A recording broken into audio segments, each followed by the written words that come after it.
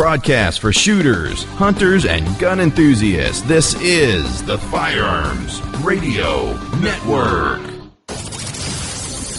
The bandwidth for this edition of Gun Guy Radio is supplied by LA Police Gear, lapolicegear.com.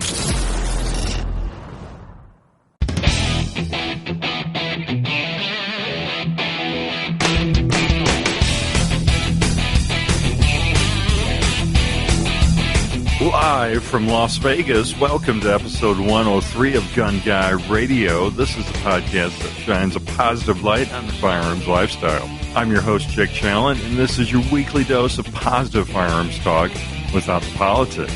And LA Police Gear is offering an exclusive 10% discount to Gun Guy Radio listeners. Don't forget to use the Gun Guy discount code for 10% off. That's Gun Guy, one word. Hurry. Discount offer ends January 31st. Brownells helps make this episode of Gun Guy Radio possible. Selection, service, satisfaction. Find it all at Brownells. Go to gunguyradio.com/satisfaction. Just a few announcements before we get going. Of course, we're in Las Vegas for SHOT Show, and with me from my left to right is Greg Bakken from Tactical Paradise. Hi, Jake. How are you? Hey, Greg. Hi, Ryan. Are you going to look at me or the camera? Would you rather me look at the camera? Because if I'm looking at the camera, then you can see me in your computer screen, right? No, I'm going to just look at you and let you look at the camera. So Hank Hockey, the Director of Sales at FRN, is also with us. Hey, Hank. Hello. We got to turn his mic up. And Mike Emmer, the Director of Firearms Insider. Hey, Mike. Hi, Jake. You skipped over somebody, though, left or right. Myself? Yeah. I'm always on this show. I said I'm your host, Jake Challen. I think you almost tried to confirm it. I did hear challenge. All right. Well, a few announcements. We have the Gun Guy Radio Great Bond Arms Backup giveaway going on. So we're giving away a Bond. Well, we're not. Bond Arms is giving away a 45 ACP backup, Derringer 2.5-inch barrel, rubber grip panels, powder-coated frame, and bead-blasted barrel. And it's only 4 inches overall length. And it comes in at a $400 MSRP, so you can get entered to win the Bond Arms backup by filling out your very own gun or gear review for the Firearms Insider. Right, Mike? Right. And you go to Firearms Insider/submit. That was my segue to handing that off to you. But I didn't catch on to that one. Go to firearmsinsider.tv/submit. You can submit your very own review, and for every review you submit, you're entered and running for the Bond Arms backup. And there's going to be 4 runner-up prizes as well. You know what those are? What are those, Greg? You're providing those. The runner-up prizes? Yeah. A Glock keychain? Whatever swag we picked up at SHOT. Yeah. Yeah. A Mega Arms sticker. Yeah, that'll work. And what else can I think of? We'll see. I picked up a lot of we have a koozie. Silencer Co. stickers. Oh, that's good, too. Yeah. Very cool. So we'll figure out some other 4 runners-up. Flag bag. Oh, there's 4. We only came up with 3 prizes, and I've got a. Does anybody have an IWI hat that we can give away? I have a Caracal hat. Because I know the IWI hats are at least going for $5. I have a Caracal polo. They were giving away polos and hats. Really? Yeah. Cool. You didn't get one? Wait, nope. I do have an XDS shirt I can give away, though. Cool. Awesome. Is that because it won't fit you? Yes. Why would you automatically just assume that? Yeah. Why? Rude. No one can hear you, Hank. Move up to your mic. I will say it's the first time I've met Jake live in person, and he is very rude. Very rude indeed. I'm going to have to get used to looking like this. You're going to have a kink in your neck at the end of this radio show. So anyways, we're doing a SHOT show, and we're doing a SHOT show. Is there an echo in here? SHOT show. Show. So yeah, we're all in Vegas. We're all sleep deprived, a little slap happy. The guys were wanting to get to the strip here, so we're going to knock this one out. But first, I have a shout out to Izzy Long for his awesome motion graphic work. He created some really cool stuff for the network. He's a motion graphics designer. You can go to check his website out, actually, at izzylong.com if you need any motion graphics. He just came up with a new one for this show, Gun Guy Radio, which is really impressive. And there's a link to that in the show notes as well. And also shout out to all the guys that came out here to SHOT Show to give up their vacation time, do all this pro bono. Can't thank you enough. Mike, Hank, Greg, Mike S., Reed, Steve, Ariel, Nikki, Julie, Randy, Sean, Zach, Brad, and I might be missing someone. Anthony's coming out tomorrow, but he's also on the ground control team. Troy. How about the guys? Troy, yep. You say Ryan for the guys taking time off at home? And then, the guys, some of the ground control team even took time off work at home. Ryan Krause, Ryan Machad, Anthony, and Devin. So thank you guys so much. And let's not forget the spouses that made the trip out here with some of them as well. Yes, was that I don't know. Someone sacrificed their anniversary to be out here, too. Yeah, absolutely. Mm-hmm. Brad was working his anniversary, so shout out to Brad West and his wife, Mrs. Susan West. So, yeah. So, Brad, you can send your wife out next year. That's okay with us? Awkward. So, we're looking also at bringing some new shows on the network. Look for Tactically Practical coming to the network soon, as well as another big name that's an existing podcast. And what would that one be? We don't know. Oh, it's a secret. It's a secret. Is that the guy we met? This is how we build buzz. Wait, is that the person we met on the floor? No, that was Handgun Newbie from Tactically Practical. Oh, that's his episode. Got it. His show is Tactical Practical. Yes. No. So what's Handgun Newbie then? No, it's not tactical. That's his internet name. He's on the down low. We're not using his real name. He's off the grid. Copy. Yeah, he's. I think he recycles his own waste, but no, not really. So like That's perfectly okay. Like we don't use Hank's real name. Right. Okay, got it. Up to this time, Henry. Up to this point, everybody has thought that's just strange, Hank. I know. Strange, Hank. I get it. Yeah. Strange, Hank.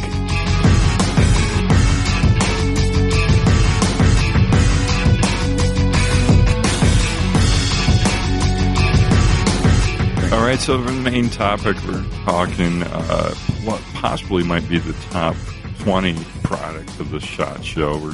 We had a hard time narrowing it down to the top 20. Yeah, this is, I guess, maybe our top 20. That's why there's only 19 on the list. Are there really? I can add some more if we need to. Okay, well, let's go through them in order that we have them here. So, the Glock 41 and 42, the new 380. Let's start with the 380 version. Whose was that? Who thought that was the top? Are these top products that we think are awesome? No. These are top products that we either think personally are awesome, or we see that there's a lot of buzz going on, and people, fans of, Yeah. I was talking to the Glock gurus today, actually, because I had some questions. When we were at the range, we've been misinformed, because I said on my show when we recorded it on Monday night, the Glock guy at the range told me that they only made 1,500 of the Glock 42. That's a lie. That they apparently are making 10,000 a month, and they still can't keep up. They said with the sales, even though they haven't actually hit the sales floor yet. He said the end of this week. Monday, I think, is the day. When they come where did that fake number come from? The guy at the range from Glock told me 1,500 was what they made, because he said that they didn't think that this gun would sell that much, so they said they only made 1,500 of them, and so then they sold out of them, he said. And we questioned that right away, too. He also stated that the reason why it hadn't been imported before was tax stamp purposes, and that was... Your mic sucks. It's because Hank doesn't project his voice well. He starts off real loud. That's because we were supposed to, if you stand, it's supposed to project better. And we used to do that in a real studio. Then you took away those capabilities for it. So guess what? Now I'm standing the rest of the episode. Sorry, I keep clearing my throat. I just drank milk. That's one of the best things you can do before broadcasting.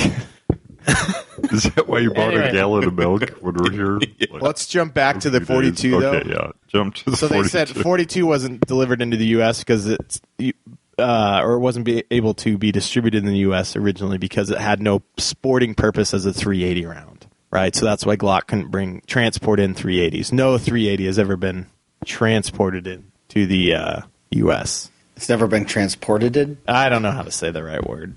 But anyway, what do you thinking about the Glock 41? Did anybody check that one out? The world's longest Glock. Yeah, I went over there and shot it. So did I. It's another Glock.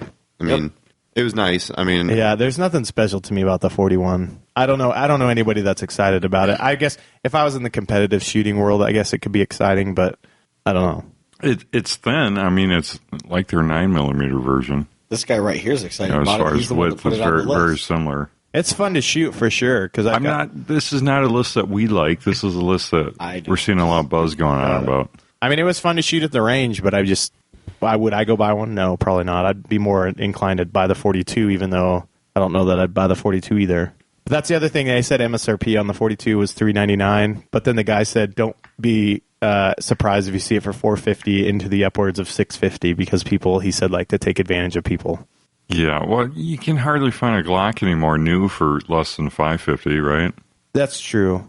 Maybe you're right around $500. But why? Most places, at least when you buy a car, if it's MSRP, you can usually get it under MSRP. You can't do that with firearms.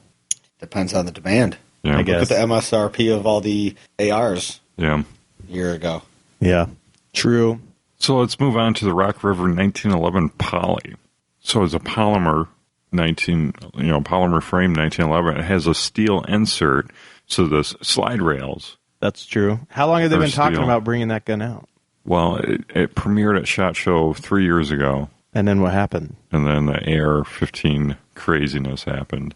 Right, so they got put on the back down burner. all the production to focus on. What happened 3 years ago to make the AR so exciting? Last year. It premiered. You said 3 years ago. It premiered 3 years ago. Anyway, okay, cool. So, no, Greg's talking about between when it premiered and Sandy Hook. Anyways, moving on. So, Hank, you did a video with the Poly 1911. I did one as well, but yours is posted. What did you think of it? I thought it felt really nice. One of the things we talked about in the video was the fact that a lot of people are surprised that Rock River's even making a 1911, not knowing that that's how they actually got their start. So it was just natural for them to eventually come out with a poly version because everything's poly. You know what I thought was cool about it? Sorry, I was trying to figure out why you're standing. That's where you're and I can hear myself echoing through your own mic. But I thought it was cool that he said it was 4 ounces lighter than the average 1911, which is pretty impressive because 1911s can be heavy at times, right? Yes. Is that the whole point of why they came out with the polymer 1911? Yeah, for sure. And to make it more affordable as well, too. Well, it gives them options. It's different, now they can do it in flat, dark earth. And Well, yeah, but he was saying that colors. they're all steel 1911s were like $2,500. Yeah, they're expensive. That's why it's in there. yeah, I don't know what their all steels run for. How much was the polymer one? $2,500. But it sounded like they were phasing out their that was all just steel. going off of what he said. It sounded like their all steel were somewhat phased out because he said, contact your dealers and see if they can still get them, kind of thing. But They make them in not. a very limited number. They don't Right. have the manufacturing capabilities that they used to. Right. Which is, I don't know. Rock River, they talked about how they started off with handguns and they pretty much went completely into ARs, and now they're getting back into handguns a little bit. So it's pretty interesting. So let's talk about the Taurus Model 85 View. I couldn't find this. Was it with all the other Tauruses? Yeah, it was right on the outside edge of their booth. Yeah, I missed it. So You didn't tell us miss about much. the Model 85. Very small, compact revolver. If you're looking at it, the right side has a, clear plastic. I don't know what it's made out of. Covering where you can actually see all of the internals and the actions working. It's a gimmick. I guess the size of the frame and all that is newer. I'm not familiar with the model, if the Model 85 was available prior to this, and now they just made the View version or not. I forgot to ask that. But like I said, it's a gimmick. Very tiny, very concealable for a revolver. So I'm not familiar with the Taurus revolvers either. So is there an 85 non-view and an 85 view? You weren't listening, were you? No, he wasn't. Yeah, I'm just confirming that. Yeah, I don't know if there's an 85 non-view. You told us not to do any research before this. No, I didn't. You guys were trying to figure out what pizza to order. So, all right. Well, let's talk about the Kel-Tec RDB, based on M43 designed bullpup. Wah, wah, wah. We were disappointed we couldn't shoot at range day. Disappointed we couldn't shoot at range day. Disappointed the trigger was broken when we went to go look at it. Well, they are just prototypes, to be fair. Disappointed to hear the MSRP of $3,000. Yeah, because how much is a Tavor? Two. Under two, I think is 2,000. really. I thought you could They're like get a Tavor 17. for 15, maybe. No, I don't No. think 15. No, you can get 18-ish. a left-handed model for $1,700. Hey, I was in the Tavor booth today, and there was a guy standing there telling a guy that he could order either a right-handed or a left-handed version. And Well- I was going to ask him, really? There's a difference? You can. Really? Yeah, you can. There's no difference other than the fact that they manufacture it Yeah. with it changed over. That's Right. interesting. But for those of you that don't know, it's completely ambidextrous. So What is it, Jake? Well, it isn't completely because you have to change the ejection port and the So it's not completely bolt. what? I mean, you have to take That's it why they apart. sell the left-handed model. I mean, that probably is why. So it's already ready to go. You don't have to pull it apart and swap the parts Right. side to side. right, they bring them off the line as right or left. But if I wanted to, I could order a left and make it a right. We really got off the Kel-Tec. So it's. Yeah, we are talking about the Kel-Tec here. I thought we were done. I mean, we weren't able to shoot it. It was broken in the display. Well, it's interesting on. because the Kel-Tec, you can take it apart and move the charging handle to either the right or the left, and it ejects downward, so you don't have to, change the ejection port. Well, what'd you think of it, Jake? Because you got to hold it. I filmed you holding it. That was about it. That's as close to it as I got. Well, it's I don't know. No. Me and you went by, and you got a little bit closer. They just wouldn't let us shoot it That's right. because it had 1,500 rounds through it. No, that was a sub 2000, but they didn't have it at that's the right. range day. But Kel-Tec didn't. I mean, What We always- they turned your way at range day? yeah, Kel-Tec didn't win me over at all during SHOT Show 2014 with just customer service aspects and all that. But side note, since we are talking about Kel-Tec, did you guys? Anybody get a chance to see that Red Jacket was making that suppressor for the KSG? Mm-mm.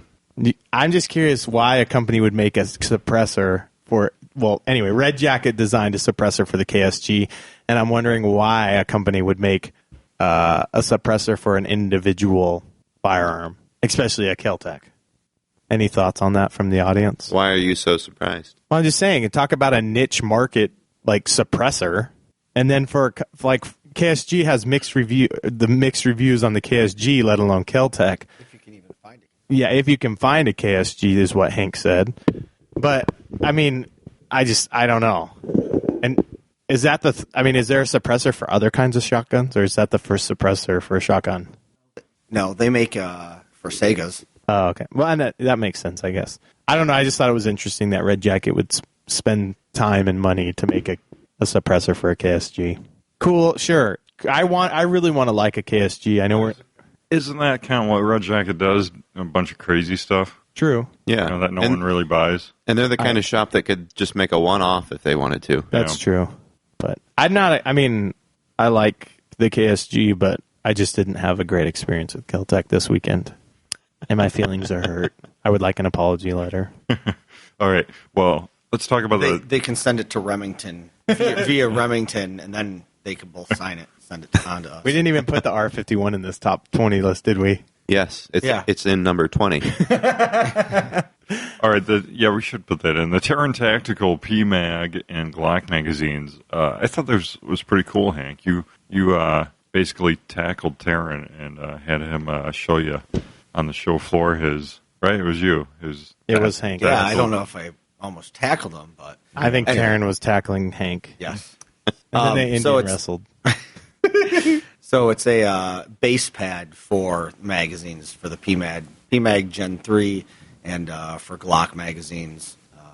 Easier to clean, adds a little bit of drop weight for 3-gunners for quicker mag changes. Also adds additional capacity to both of those mags as well too. I want to say a 30 round he takes it to a 36 round mag, and I forget. Well, in the video, at least from what I remember in the video, he's talking about a 40 mag. He does both. Mag. He talks about both. Oh, okay. Depending on what you want to use it for. Yeah. Okay. I don't remember the 40. But the spring's different. Yes, it is. You did pay attention to the video. Nice. I know. Not in the PMag, though. And the pins are the same between the two magazines. Right. So basically, The spring's different in the windowed. did you say this, Hank? As well. So basically, it replaces the base plate of the magazine. Yes. He doesn't supply a different spring for the window. It is a different spring, Yes. but he doesn't supply that different spring. Yes. I Correct. think it's for the M&P mags Yes. that he talked about last. That they put Terran Tactical provides a different spring for it. But they're very innovative. I love how they're very easy. You just pull a little pin on the base pad, pull them out, and then you pull the magazine spring out. Very easy to upgrade and clean. Yep. So cool stuff. So the Robinson XCR. Now this isn't really new, but it is kind of one of those overlooked black rifles. I think the Firearm blog, the Firearm blog had a little write up about it recently. It's one I always forget about. It's been around for years and years, but I forget about it. So who checked that out? I did. So what'd you think? My name is Greg Buchan. I thought it was cool, actually. So basically, I cover all things tactical. that's right. No, it's cool. It comes with like basically it's a piston driven 7.62. Basically off the AK variant, but it's a kind of a black rifle platform. It looks a lot like the FN series, and I guess basically the FN Scars.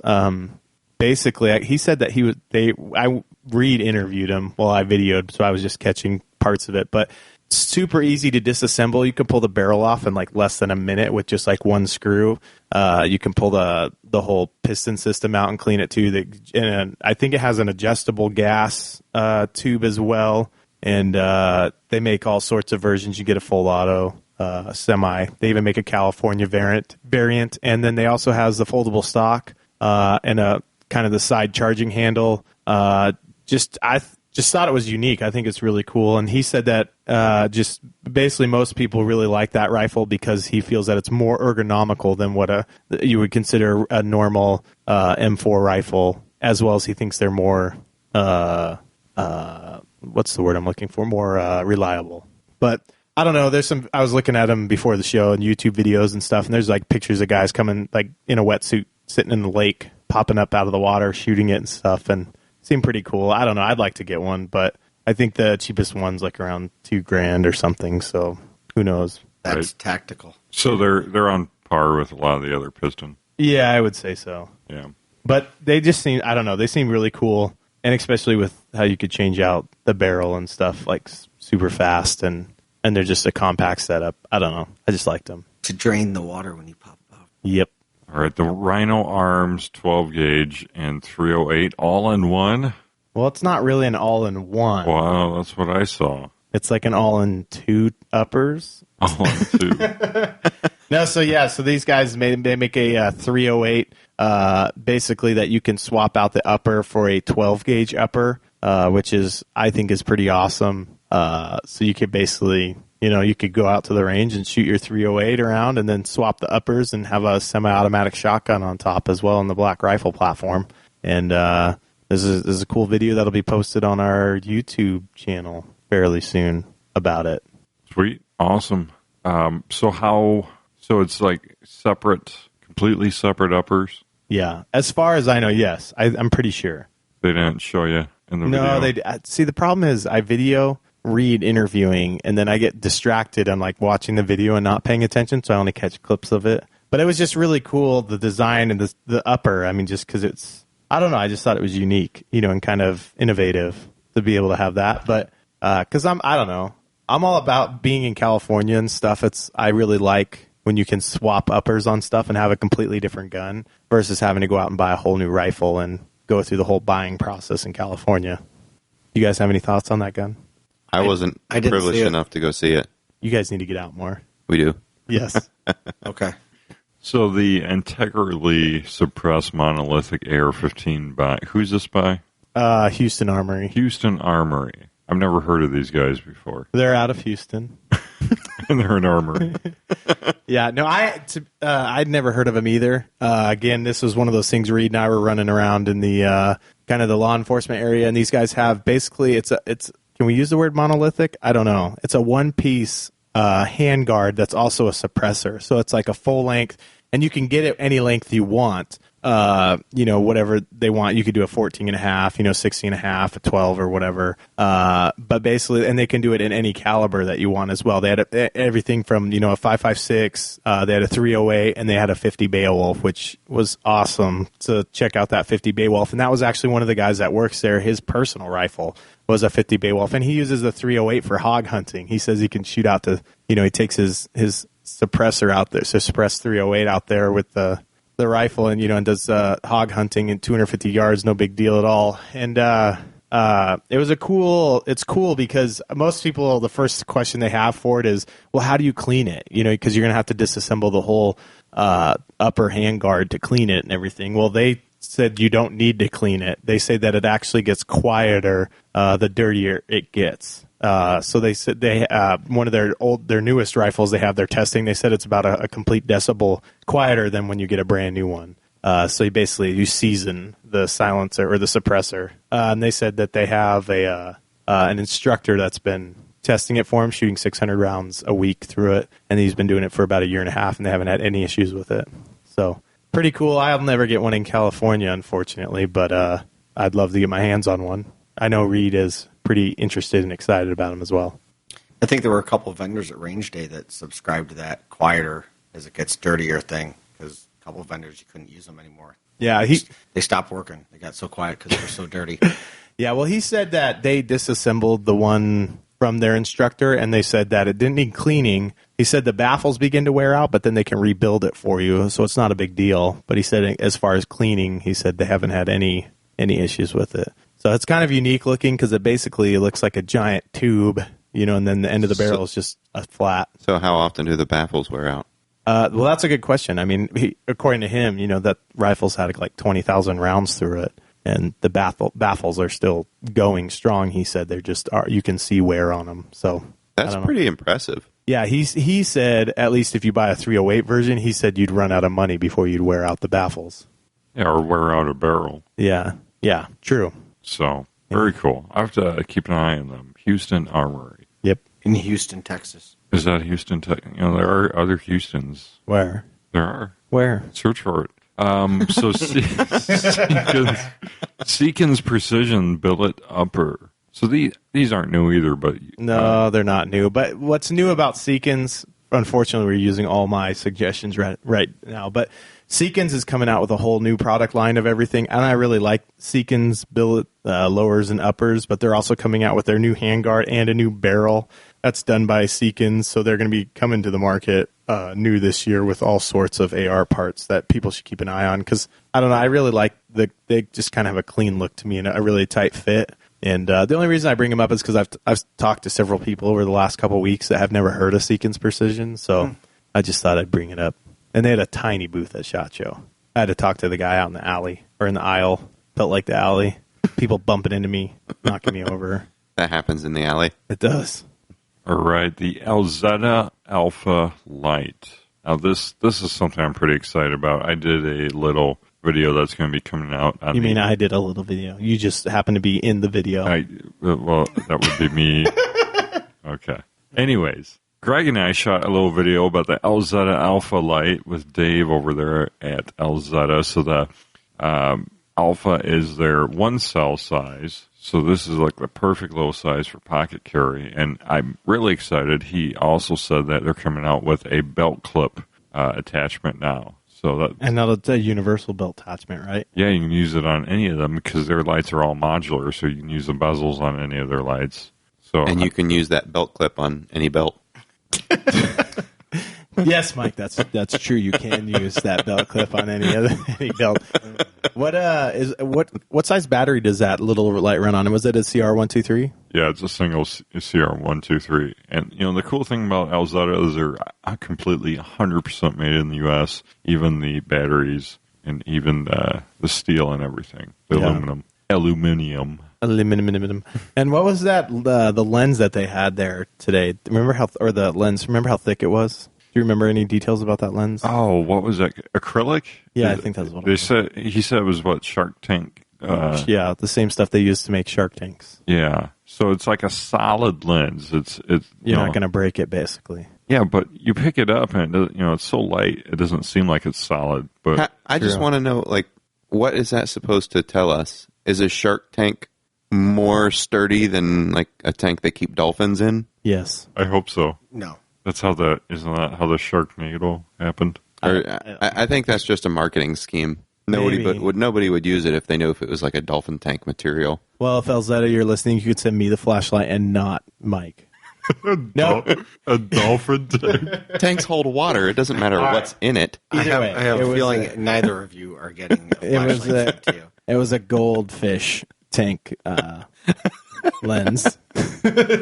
One of the other things that was cool, I don't know if any of you listeners out there, friends of ours, have watched the Elzetta videos where they use the flashlight to nail or hammer a piece of nail in. I know. Nail a piece of hammer in. It got me distracted.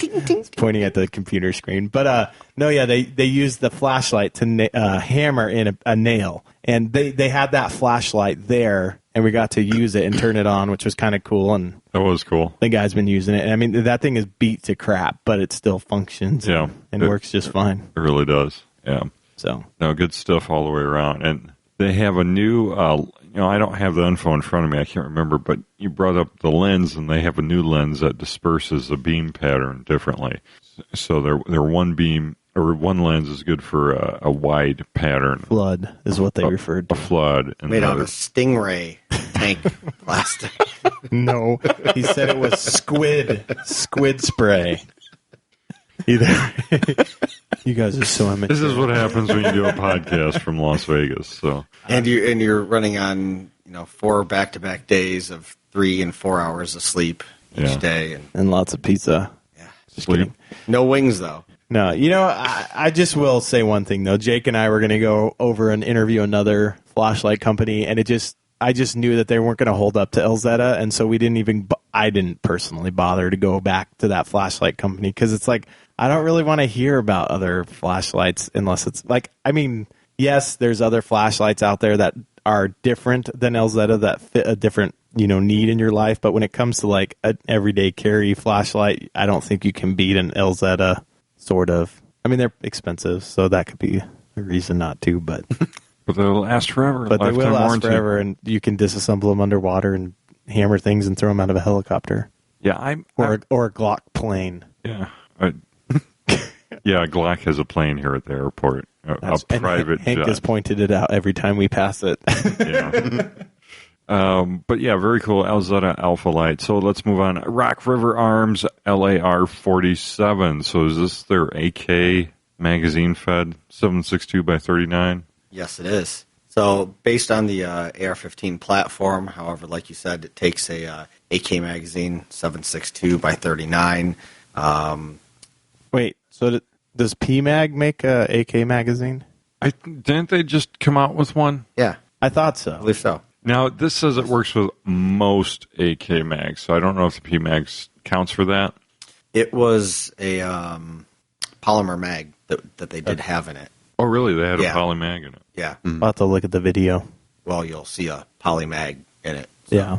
No, it's cool. I think it's cool, too. I mean, this rifle, because what did they say the MSRP was on it? I think they said right under 1,000, right? Right at 1,000, yeah. So I think it's a very cool rifle. Yeah, I was shocked when he told us the MSRP on it. Yeah, I thought it was gonna be a lot higher than that. Like it's a right, because can you run a normal AR-15 handguard on it? Yeah, it looked like it comes with a standard kind of. Yeah, the upper is standard. Yeah, it's just that lower with the mag well. Well, it's not standard. The whole thing is 7.62, but Well, And what's the standard for 7.62? I mean, AR. is it the gas system of an 15 is not. AR-15? Like the Yeah, that's a good question. I don't know. I think so. totally didn't get a chance to look at it. I didn't so look that's why at. I'm You know, asking these I questions. picked it up, and the sales rep came up, and I put it back down, so I didn't really look at it close. I took the mag in and out and played with that, and it seemed to work as far as rocking an AK mag, and it seemed to work just fine. I don't know. It's one I'd like to get my hands on along. To shoot cheap ammo, or why? I don't find it appealing personally. I think just to shoot that 7.62 round, yeah, it's cheap ammo, and it's just a little different. Yeah, but we're not and talking about unique. what we like. We're talking about what's the buzz. No, what did I title the episode? The Best of SHOT Show 2014 is what I titled it. No, but seriously though, I think it'd be just like a fun, unique rifle to have because it's not something that everyone's going to have that you show up with. And I mean, you show up shooting 7.62, it can be cheap, cheaper than going and buying your 5.56 ammo. Right. And I don't know, it's just something unique. You just like being that guy at the range that has that unique thing that everyone comes over and That looks at. guy. Well, maybe that's I guess why I want a 50 Beowulf. Although I will say, Rock River Arms had a very nice 458 SOCOM rifle Yes, They did. with the beast the beast. on the end of it. Absolutely. All right, let's talk about the Boberg. Ballberg. The Boberg XR9. All right, you go first, Hank. Tell me your impressions of it. I first found out about Boberg probably 6 months ago. I was a little intrigued about them, reading some of the discussion boards about them. The Boberg users they're like a cult following. Man, these people love this design of this pistol. It's very compact, and 9mm. Sounds like we didn't have a chance to shoot it. Unfortunately, Boberg wasn't at range day. Were they not actually there, or did we just miss them? No, they weren't. They were not Okay. there. They were not. You were there longer than I was. Yeah. So they say that the 9mm recoils, making it feel more like a 38. We were able to see the XR45. It's a prototype right now. They swear that it has the recoil of a 9mm. Very compact. 3.8 inch barrel, I believe. Maybe. No, on the website here it's saying 4.2 inch. Yeah, because it has an overall length of about 6 inches, 5.95, and the idea is that you can get a lot longer barrel and the same overall length of a pistol. Exactly. When I was there, I actually referred to it as the bullpup of handguns, just the way that the action set back further on it. And I think that's how they refer it. Well, to it. they didn't, but they actually brought us over a article that somebody else had referred to it as the same thing. Because I know we talked about it on This Week in Guns, and I think that's what the article was titled. Okay. Yeah. But so what'd you think about it? I liked it. I mean, it had a very nice trigger pull on it. The machining on the gun is nothing but quality. The concealability of it seems fantastic as well, too. It's one of those that I would really be eager in shooting. Did you ask them about the price point? Yeah, the price points are around $450, I want to say. Is that what they told you? No, they're expensive. Yeah, they're like $1,200. Yeah, the 45 was. Yeah. That's what I meant. You're right. No. No, it was. I was completely picturing a different gun at that price point. No, you're right. They are expensive. They're, I want to say $1,045 for the cheapest, up to $1,400 for the most expensive version in the 9mm, and then the 45, since it hasn't hit the market yet. They don't know about the price point, but obviously it'll be a little bit more than the 9. I was actually I didn't know that the 45 that he handed me was a prototype. I didn't know that, and I picked it up off the table and made a face at me when he pulled the trigger. He was like on his way over. I was like, "Try this trigger. This sucks." quick, try this trigger. It's horrible. But he redeemed himself. He wasn't there for that part of the conversation, and when he was running through it with us and everything, he's like, "Just ignore the trigger, because that's not what it will feel like. It's just a prototype." I asked him about the ammo, like if you have to use Did you? special ammo, and they said, yeah, you have to use ammo that has a tighter crimp, and then Go ahead.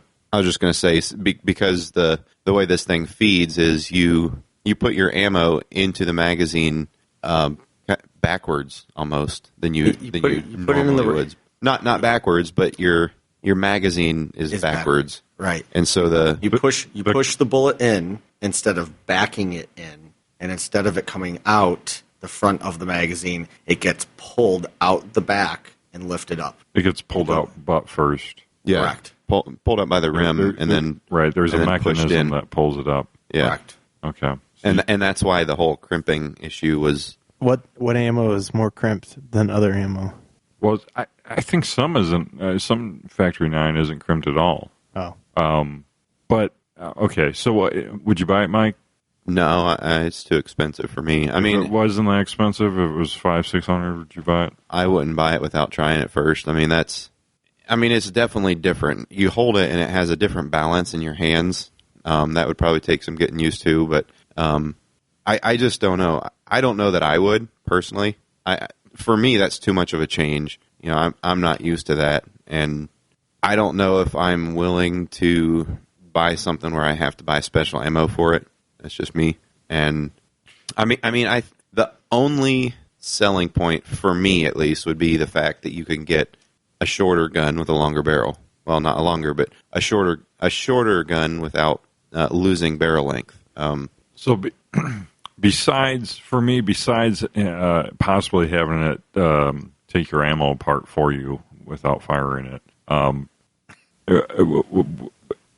really leery of how tight the tolerances are. He was saying that because of the way it feeds the ammo, the tolerances in the chamber can be much tighter than most any other handgun in the same class.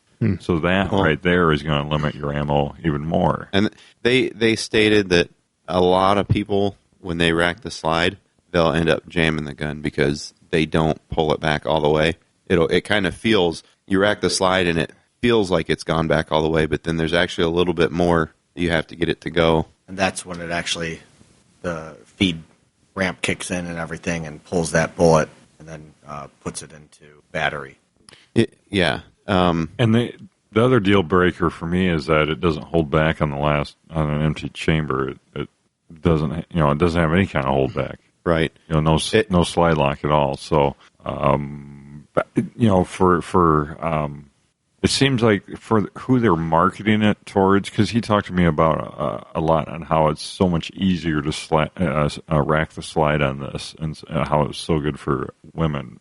Yeah, and see, stuff. And I'm at the same time I'm thinking, well, I don't know that. So you're talking about because if a lady is or a man or anyone is taught how to rack a slide, they can rack a slide on most any gun. And right, that's what the wife said to me. Wait a second, we got to talk about that strike 2 or strike 1 double. No, we talked about that last year. That takes a real person to rack the slide on. That takes about 3 people to rack the slide on the Arsenal Arms or a behemoth. Yeah. 1911. No, his wife actually said the complete opposite. That people have a hard time racking that thing. But she was a very petite woman.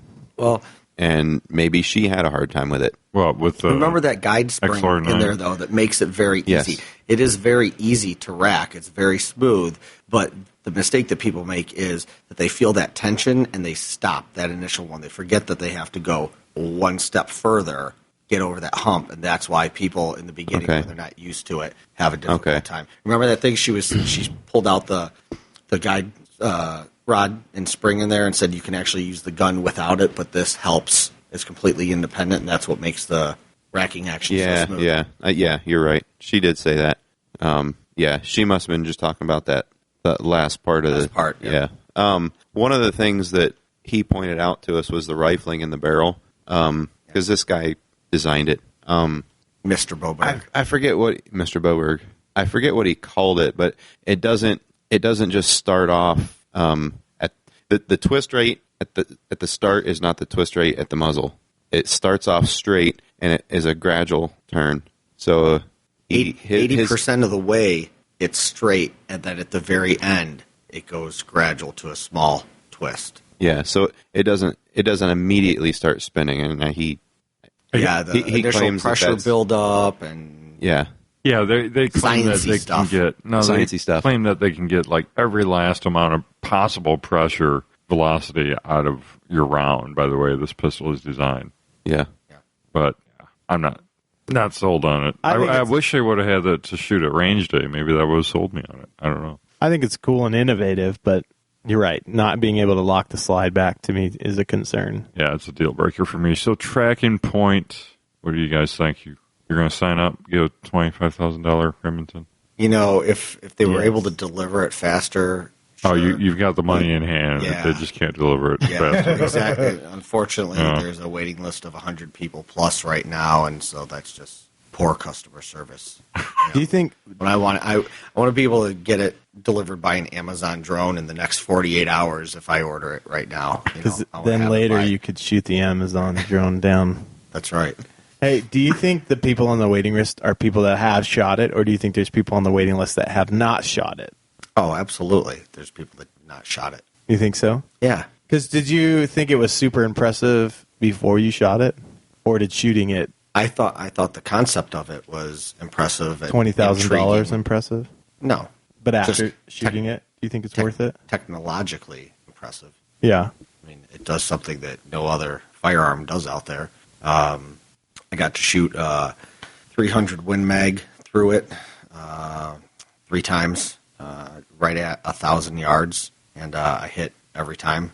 It's it's an amazing piece of software and all the technology that goes into it, and the gyroscopes, and figuring out like 20 different elements that are going on while you're using the system. And I think it's like 500 times a second. It's looking at those 28 different elements and everything except for wind movement, because they haven't figured out how to do that yet, but they're still working on it. So if I can shoot 1,000 yards 3 times and hit it and not have any problems, I mean, that's pretty Then anybody could shoot 1,000 yards. absolutely. Even you. Yep. So when do you think the 28th Element movie will come out? Right? I have no idea what you're referring to. Hank, you've lost all sense of humor. I lost my mind an hour ago. I wanted to go to sleep. That's funny. We all lose concentration when Jake stands up and starts I know. blocking It's everything. not okay for me to stand up, but it's okay for him to stand up. He mutes his mic when he stands up. All All right. right, so next we move over to the Cry 612. Pretty innovative, built around the concept of having a shotgun built into your AR for entry, like in a SWAT scenario. The problem that they saw was that the entryman would have to breach a door with a shotgun, then sling it over his shoulder, then grab his primary rifle, and so they are able to do away with this with the 612. It comes in its own primary platform. Sorry, wrong picture. And then you can detach it from that, and you can put it on a Picatinny rail underneath your AR, and without having to take your trigger finger off your primary trigger, going up on the foregrip, it has its own independent trigger for the 12 gauge, and it's all in one. So How many rounds does that hold then? it holds 6. That's really it's 6, huh? Yeah. Mm-hmm. All under the barrel. It's a, Yep. And this, nobody else can see while we're talking about this, but this cylinder drops out, and then you can have a spare one on you if you need to do more. Yeah, I mean, different it's- ammo in each one. it's like a magazine change. Yeah. I mean, That's pretty cool. yeah, the cylinder is a carbon fiber. The whole frame of the cylinder is carbon fiber. It's not like a wrap or anything like that. It's the whole thing's carbon fiber except for the sleeves. Right. Yeah. So and it's double action only. Double action only. And So you can have it. He was kind of talking to us about it, but was a little bit distracted as well too, because there was so much buzz at the booth about it that he was apologizing for. But I don't know, Mike, if you caught it when he was talking about the overall barrel length of your primary weapon, but with this attached to it, you can get more length out of it so that it's I think they make a longer one so that your the overall length of the rifle combined with the length of the barrel, because the cylinders count as part of the barrel length. right. It's a non-NFA item. Right. Hey, So you said it attaches on the Picatinny rails? Yeah, underneath. Is that are they strong enough to be holding a shotgun? I'm just wondering. Yeah, the whole entire length of it is all attached. So when you purchase this, then it comes with the Picatinny rail, like the whole rail, upper rail, or is that just you attach it to your existing You attach it rail? to your existing rail. Interesting. So I guess you'd have to make sure you have a good, solid rail that's mounted. Correct. Because I don't think the rail that I currently have would hold it. It's fairly heavy. Yeah. Yeah, it was weighing in just over 3.5 pounds as the prototype version. But the next version, they said they've been able to shave off about a 0.5 pound. Do you guys know what the MSRP is on those? No, I don't think they even know. yeah. Hank, did you already say that they make the standalone chassis to where you can just take it out and add it to the chassis and have your own standalone unit? Yes. Okay. It's pretty cool looking. They're going to release next year, I think, only to law enforcement. Fourth quarter 2013. Really, so only the end law of this enforcement? year. Starting with 2014. LE, and then after that launch, sometime next year, they'll go into their commercial launch. I don't know what does ATF classify something like that? Is that a destructive device? Because like regular rotary shotgun are classified as destructive devices, I don't know. We didn't discuss that. aren't they? Like I don't know. I wouldn't feel like this would be an issue of anything if it's a shotgun, but I guess technically it's a short-barreled shotgun, so I guess that could be an issue. I don't know, though. well, I mean, there's things. What's that other company that makes a? Well, it's basically an 870 that you put it on your rail. I think it's a single shot, right? Might be. I don't remember. I don't know. I think some of these are classified as destructive devices. I mean, LE Possible. and military can have them, but I don't know that civilians would be able to have the Cry 6. It's been a long day, and we're very tired. All right. And you wouldn't let us do research. No. Slide fire solutions. So someone had to go burn through a bunch of ammo. Jeez, Hank. Me. Thanks for the ammo run. Absolutely. It's always fun running through. So what'd you do at the somebody slide else's fire ammo. booth on range day? So, two different products of theirs. Their slide fire platform for your AR-15. It's basically the bump stock principle added on with removing your stock. I think it's around $350 or so price point. But using the bump fire technique allows you to simulate and feel as close as possible to having a full auto weapon. It was a lot of fun. First mag for me, 30 rounds. I probably put 3 or 4 of them on steel. Once you got used to it, figured out, okay, this is what it's going to feel like. And then the next one, I think I probably put about 25 of those 30 on steel. And so, I mean, once you get accustomed to it, you know exactly what to expect. What are you saying? What'd you say? Mike, What? we're all tired here. We don't need your antics right now. So impressive. It was neat. And but explain a little bit more about so the how principle. it works. Okay, so you're basically pulling forward on the forend of the gun, and that is bringing the trigger up to your trigger finger, which is all the way through the trigger housing, resting on another piece of the plastic, which is part of the stock. Sorry, the sled. Oh, okay. Yeah, that's what I was most interested in. Yeah, the sled Because thing. I think that's Okay, so then the That they second had on a item that they tripod. had, right, was called their sled, the slide fire sled. It's prototype right now. They're trying to gauge market need, market use for it. But essentially it's taking the AR-15 platform, turning it upside down so that your magazine is sticking up in the air, and it's resting on a platform that as you push on the platform, it's going to have a bar through the trigger housing, and once you start shooting the gun, then the back pressure is going to start rocking it back and forth, just like the bump fire principle of their other ones. But it reminds me of the old, what's the 2-grip? M1? like a mounted machine gun. Yeah, like a mounted machine gun. You need to stop muting. Yes, I've you never- definitely Yeah, need to like- stop. Well, I'm riding Hank's up and down every time he talks this whole episode. So Why are you riding Well, Hank up and down? I mean, stand up, don't stand up. Sit down, don't sit down. Don't quit on us, Don't Hank. sit Don't back in your quit. chair. Why are you leaning into the mic? I mean, just No, but you're right. You know. It looks like it's like that double-handed machine gun Yeah. when it's upside down. yeah. I mean, it's a cool concept. It was a lot of fun. I don't know what the real use would be for it, other than to have it be a there is no real use for yeah it. yeah. It's a ranged It's toy. cool.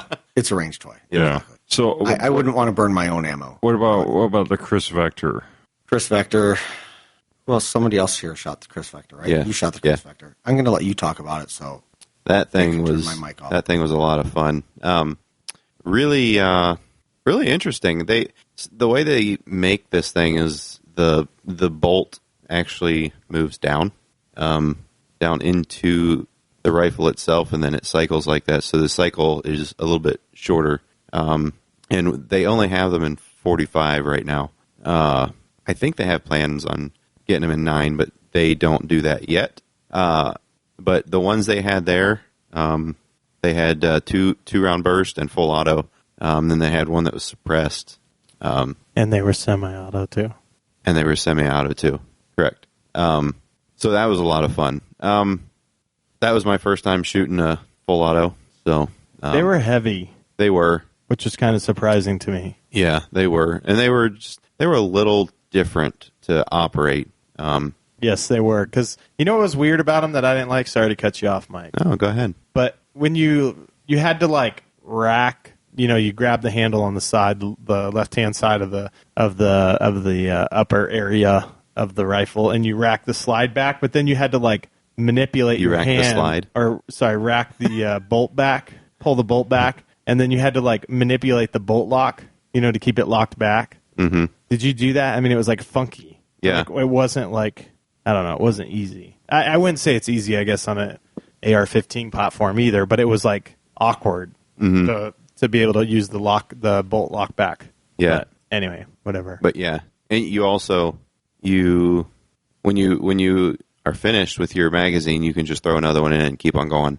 Yeah. There's nothing else you have to do, so that was kind of cool. Although they only gave us like 12 rounds, so you put it in full auto. Yeah. What kind of what kind of magazines were they that they took? Are they Chris Vector magazines, or are they? That's actually a good question. They're not Glock magazines, were they?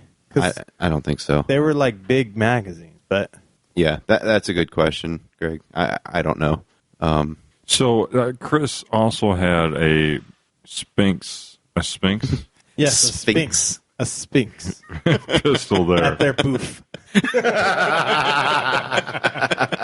So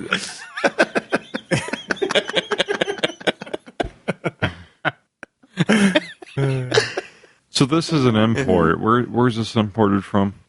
Switzerland. Yeah. Switzerland. Sorry. Yeah, I got an opportunity to fire it, and it's this thing MSRP's, if I remember right, it was around the $1,300 range, and it was a very smooth firing pistol. The thing that I really liked about it were the grips on it, and it comes with three interchangeable grips, 3 different size options, and the ones they had there were the medium size, and it's not like interchangeable back straps. It's the whole, not the front, but from the front of the side all the way around to the other side. Changes girth as well. Yeah, it changes the whole width of the whole grip. So it was very comfortable, and the trigger on it was very impressive too. So I hadn't even heard of them before. I was not familiar with Sphinx at all, but I'm sold on them now. I'd love to get my hands on one. So wait, is the Sphinx that's from Switzerland, but the Vector is not? They both are. Oh, they both are? Yeah. Yes. Okay, got it. Sorry. So that was a lot of fun to be introduced to that. And then the other thing that I think was getting a lot of buzz was the Desert Tech MDR. I think it's micro dynamic rifle, and it's another bullpup.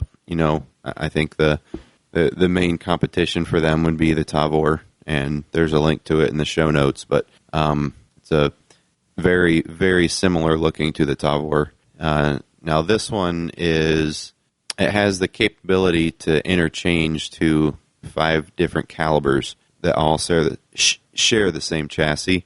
And they don't even have it available yet. It's not going to be available until next year. I was talking to a guy that asked them about their prices because I didn't get the chance to do that, but it's apparently the same price as buying a new rifle if you want to go through the conversion kits to use another caliber with it. So Really? yeah, so That's lame. yeah, I don't know if that's going to change, but right now, I mean, it's cool to have that capability, I guess, but I just don't. I wonder, how many of these conversion kits are they going to sell? Yeah. Huh.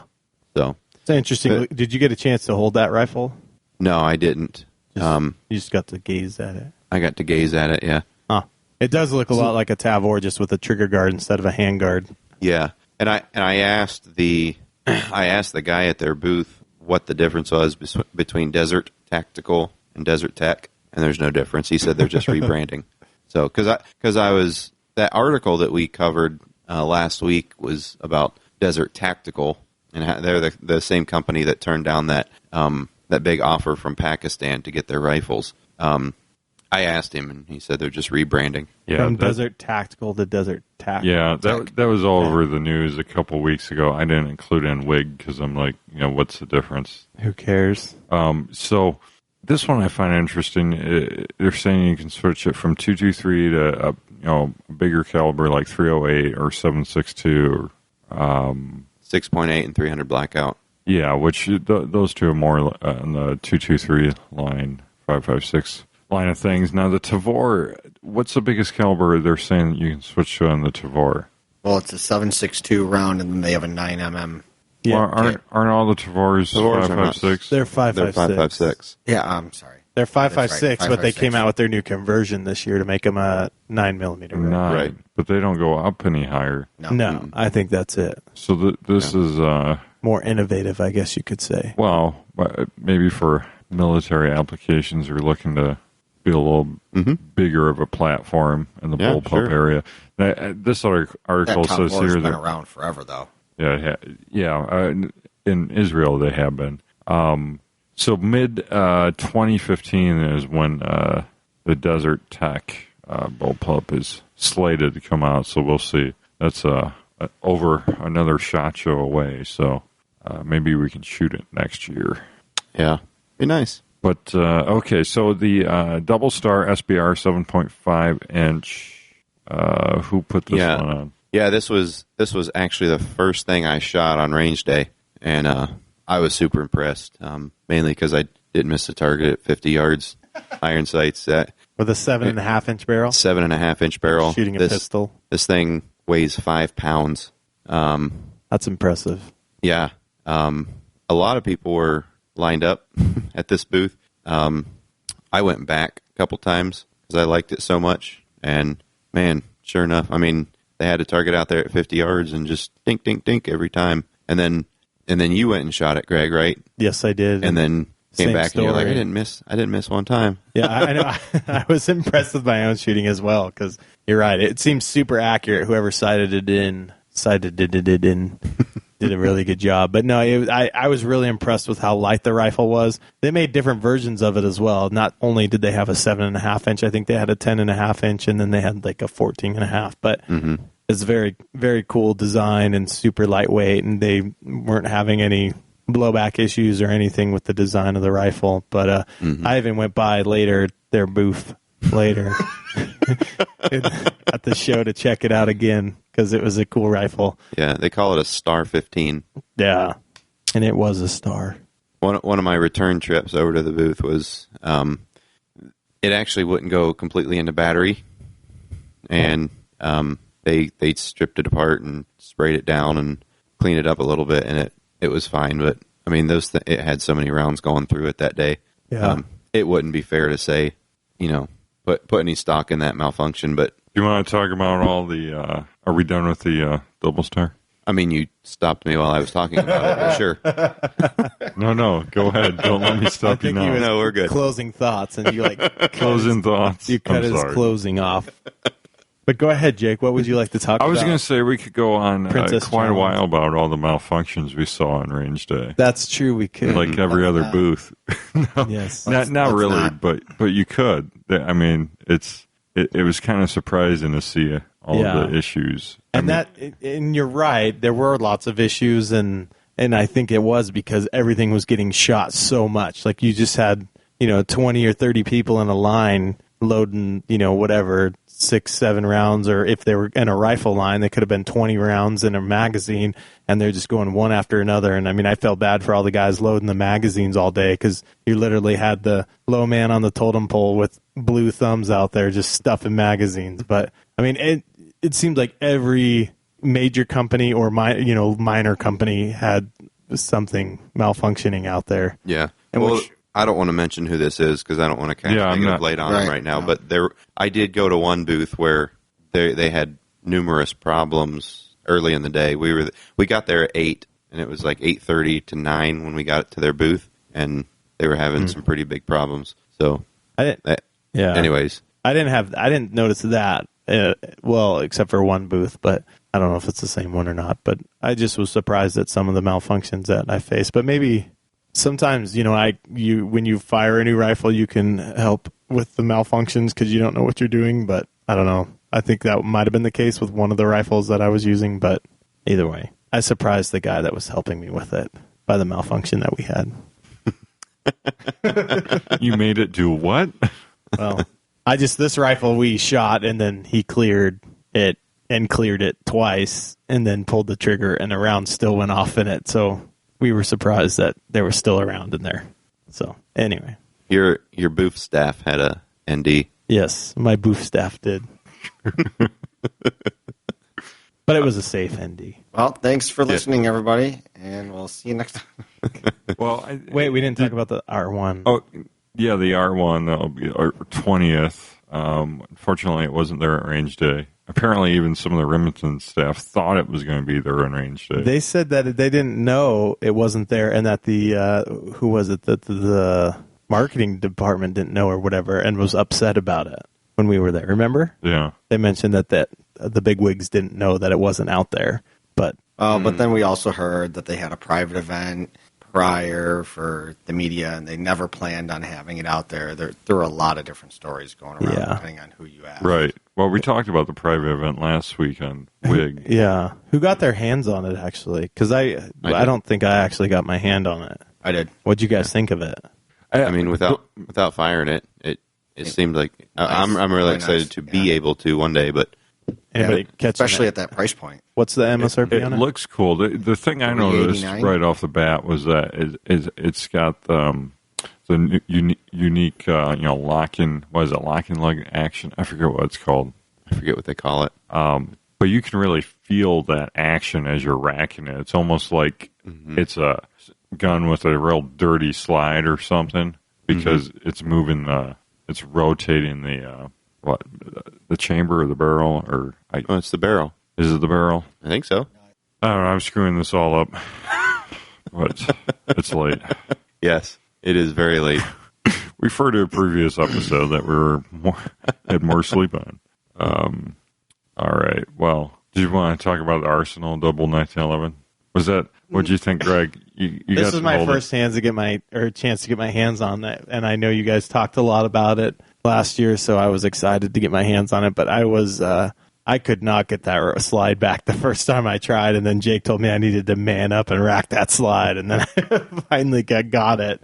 But it was definitely interesting, and it was interesting that was the same company that had the Arsenal Arms. They had the single Strike shot one. the strike one. That's it. Single shot. Wow. Well. That's true. That may all. It was basically a single shot. But no, last year you guys talked about how the long, drawn out reset. Yeah. And I couldn't, the first time I did the reset, it didn't reset until I hit the trigger a second time. Yeah. And then it reset. It's a feature. You have to shake the gun for the trigger to reset. Do those guys not know it? The sales reps not see that or feel that? I mean, do they not? I don't know. One of the sales guys, I went back there today, and he was talking about how great all the features of this gun was. And the thing is, I think it's a nice looking gun. Like and it felt comfortable in my hand, and that has like a low profile to it, which is kind of nice. It doesn't feel super bulky, and I was like, this might be nice, but then that trigger is just shady. So yeah, I played with a different one that it wasn't that bad, but it was definitely inconsistent. Interesting. That's scary. Yeah. We should have asked if we could take one apart and look at the inside. Well, the guy had one apart when I came back. Yeah. He was talking about how it recoiled less and stuff. Probably because a round doesn't go off. Yeah. No, I don't know. Yeah, that's a company that I don't know. They have this big high-end booth that costs them, maybe upwards, I don't know, lots of money, tens and tens of thousands of dollars for this booth. And then they've got nothing that you can buy. Well, what do you mean nothing you can buy? You could buy that handgun, right? You can't buy any of that. What do you mean you can't buy it? The strike one's not for sale. The double 1911's not for sale. What are they then? They don't have a distributor. They're just for display? Yeah, they're, I don't know, building buzz. It's a... Really? They're not. You can't buy those handguns? No, you can't buy those handguns. That's stupid. Did you ask them then what they're doing? I don't know. Interesting. It is interesting to see the booths when you get to, or the booths when you get to SHOT Show, because you're right. How much does an average booth cost when you get there? What do they pay? Is it per square footage or is it location? It's both. Both. Both. It's just interesting because I was mentioning to Jake that when we were walking around that some of the booths look just like. I think some of the big booths. Yeah. I think some of the the ones that take like a whole rectangular area, a walkway. I don't know what you like call the Smith and Wesson, like a city block. Like I think some of those are over 100,000. Seriously, wow. I think so. That's crazy. An old man stopped me on the escalator and told me that SHOT Show stirs up about $22 million in sales every year, and that he said that this year's attendance to SHOT Show was bigger than any attendance they've ever had. I haven't seen attendance statistics yet. Yeah, I haven't either, but that's what this old man was saying to me. Yeah, wouldn't surprise me if it was larger than last year. I was thinking last year was like in the 70,000. Yeah, I don't know. It was packed. I don't remember. And when we had to walk against the flow of traffic tonight, those guys had a single file get in behind me, and I plowed my way. I'm just kidding. In your truck? No. Oh. I do have to say, people don't realize how tired we are. Yeah. Ryan just sent a text saying that you look exhausted, Hank. I am. I'm fighting to keep my eyes open. Yeah, and I apologize. I said the R51 had a rotating barrel, and it doesn't. And I knew that. Steve handled it, and he even texted me and was like, I was really impressed with it. And the slide actually feels kind of strange, but it's due to the locking breech on it. So I'm sorry that I misspoke there. It's okay. We forgive you. Thank you. Just don't let it happen. And I'm not even going to remember what I just said. We'd know more about it if it was at range day for us. That's right. Or at range day for us. And you can send corrections in to jake@gunguy.radio.com.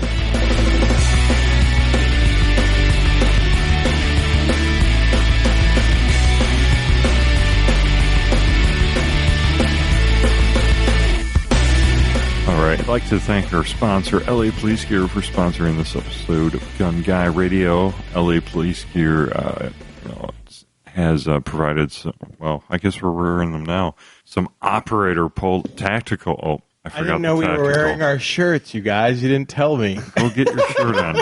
Go get your shirt on, Greg. The LAPG operator. Change right here. Yeah, I will. Polo. They're great. I Marco. mean, they outfitted us with a bunch of shirts and stuff for the show, and 3-day operator backpack. Is that what? It's a 3-day rock bug out. No, it's my bug out bag. It's their 3-day backpack. Yeah. And those were our camera bags for our camera crews out there, and it was such a perfect fit for what we needed. Again, impressed with all the quality coming out of LAPG. Yeah, I carried like 40 pounds of gear in my backpack between Jake and his makeup kit. Yes. Makeup. and his spare Get over here. batteries. Powder me. Yeah. Shiny nose. All right, you better wrap this show up before we get too loopy. All right. Our sponsors all bail on us. Yeah, LA Police Gear. These polos they feel very high quality, high end, but they're only $14.99 right now at LA Police Gear, and you can use the discount code Gun Guy. That's right, all one word, Gun Guy, for 10% off. And hurry, the discount offer ends January 31st. Then you get them for $13.50 roughly. That's some quick math. You know. Also, like to thank Duluth Trading Company, and Mike, you're wearing the Duluth Trading Company polo. I am. Thank you for letting me know that. Thank you for keeping it on for the whole show too. You're welcome. You know what's funny? I only have one. I didn't order like 40 like you. You wear one the whole week? I wore one shirt the entire week. I changed my T-shirt. We know. That's why Greg and I are sitting at this end That's of the what I'm table. smelling. I like the Duluth polos because I wore that one on range day because it's heavier. I had this one on range day. It is heavier. You had it every day. And so, I like that for Illinois weather. But And when you're kneeling down. the it's LA sweeping. tactical polos are great for more of a summer wear. They're lightweight. Like me, lightweight. Yeah, absolutely. All right. Ballroom jeans, fire hose work pants, and long tail tees are three favorites among the men of Gun Guy Radio. Duluth Trading Company has perfected the art of clothing the manly man. If you want manly comfort that's trusted by these gun guys, go to gunguyradio.com/Duluth and check out the other manly essentials Duluth Trading Company offers gun guys like us.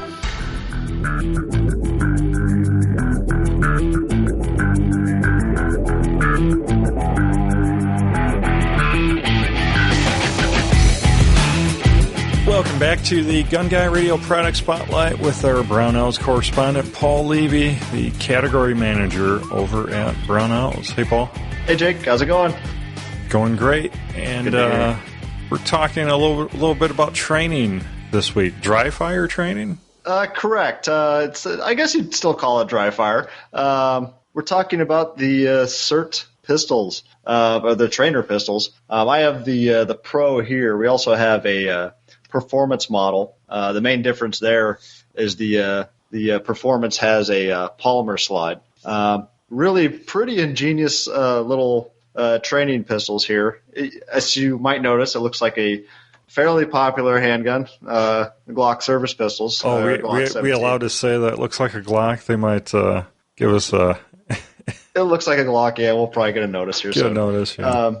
But it basically has the similarities to any service pistol. Same style sights, magazine release. The magazine drops free. You can practice reloads. But the big feature on this is the trigger and then the lasers. This has 2 lasers in it, actually. I can demo those real quick. One is when you depress the trigger. So when you're applying pressure, one laser illuminates, and as soon as that trigger breaks, I don't know if you can see that, the second laser will illuminate, like so. Okay. So if you're a trainer and you're having a new shooter or maybe even just someone in your class training, you can watch and see what that gun's doing while they're applying pressure on the trigger, and then when that trigger breaks, are they jerking the trigger and it's going to the side, or what exactly is going on? Often with dry firing, you can usually tell, but when you're out at the range and you have the noise and report of the gun going off, you can't see that subtle movement of just slightly moving to the right, when they pull the trigger. Right. Yeah, a few NRA shows ago, I was talking to the creator, Mike Hughes, which some of you may have seen on Top Shot. He was on there, and but we were talking to him, and he said, "Yeah, one thing they like to say is you want dots, not dashes." Because if you're, if you're seeing that laser make a dash, you're doing something wrong. Yeah, if you see something like that, it's usually a quick. When you see a dash, that's because it's moving around, jumping around real quick. And for personal training, it's great to get some feedback while you're just dry firing. Experienced shooters will know when I saw my sights slightly move there when that trigger broke. But it's nice to get a visual, especially at distance, on what that round would actually be doing, because it can vary quite a bit. But the real value here is for the trainer. But they're affordable enough, especially the performance model, for an individual to purchase it and use for dry firing in the home. The great benefit for that is you're not sitting there pulling the trigger, racking the slide, pulling the trigger, racking the slide. You can just press, and just keep going. Right. It's an auto reset, and you can also, like you said, practice your magazine changes. And it might even give some people a little more peace of mind, using it in the home because it's completely safe. You can't, will not fire live rounds or anything like that. So it's something that you don't have to lock up and stuff. Yep. And it takes CR123 batteries. This slide just removes, there's 2 detents here. The lasers are adjustable, so you can adjust those to wherever your desired impact is. And also the trigger's adjustable. But from the factory, it essentially breaks like a Glock. It has that nice Glock take up and then a break much like a Glock. It's stiff but fairly crisp. Sure. And I think these are just great training devices, especially if you're a person that already carries a Glock or competes with a Glock, because then you can use your same holsters to practice your draws and your barrel rolls and everything. And your magazine reloads. The magazines are weighted, so you can practice on that.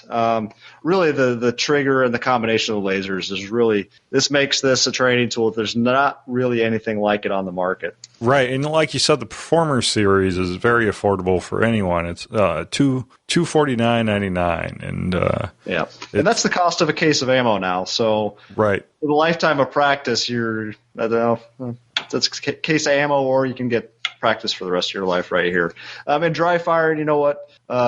Any avid shooter tells you that's what they're probably doing anyways to get their most practice in. And it doesn't. Once you start doing it, it doesn't cost anything. Right. Absolutely. Well, thank you, Paul, so much for sharing the CERT Performer Training Pistol. And I don't know if you mentioned it's SIRT is how that's spelled. Correct. It's not shirt as in T-shirt. Right. SIRT. Yep. Well, if you're watching this video, you can check the upper right-hand corner. We'll have a direct link to the CERT Performer Training Pistol, and you can check that out. It's a great little gun. I've had a chance to play with one on several occasions, and highly recommend it myself. Well, Paul, thank you so much, and we'll see you next week. All right. See you then, Jake.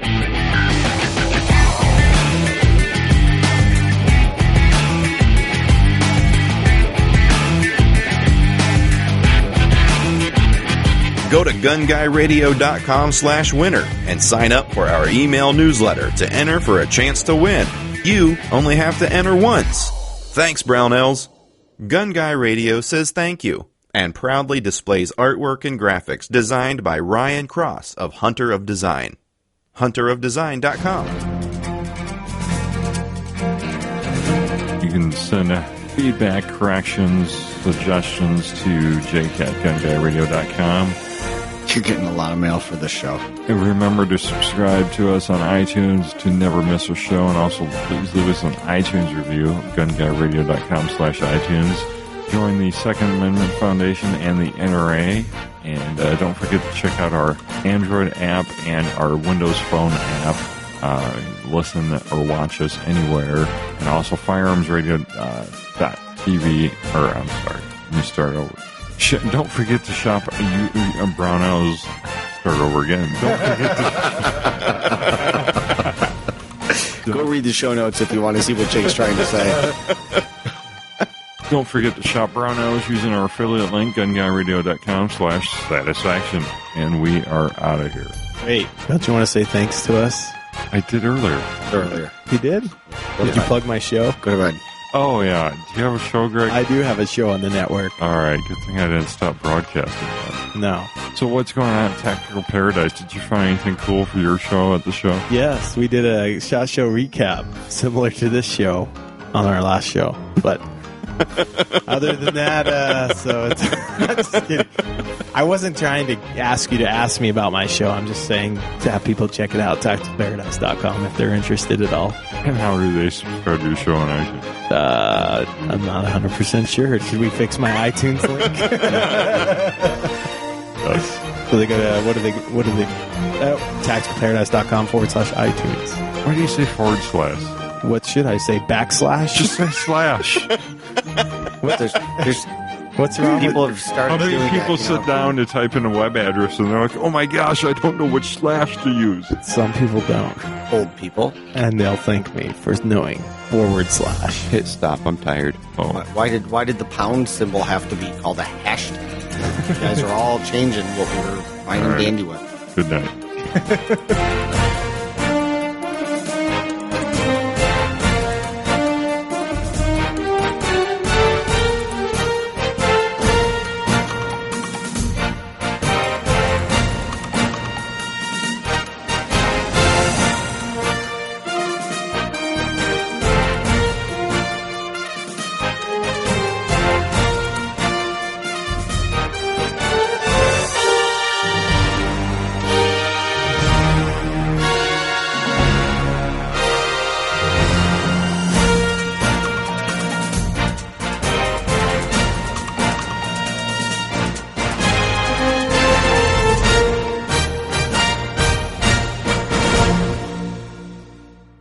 Did you know the Firearms Radio Network has a show on fitness?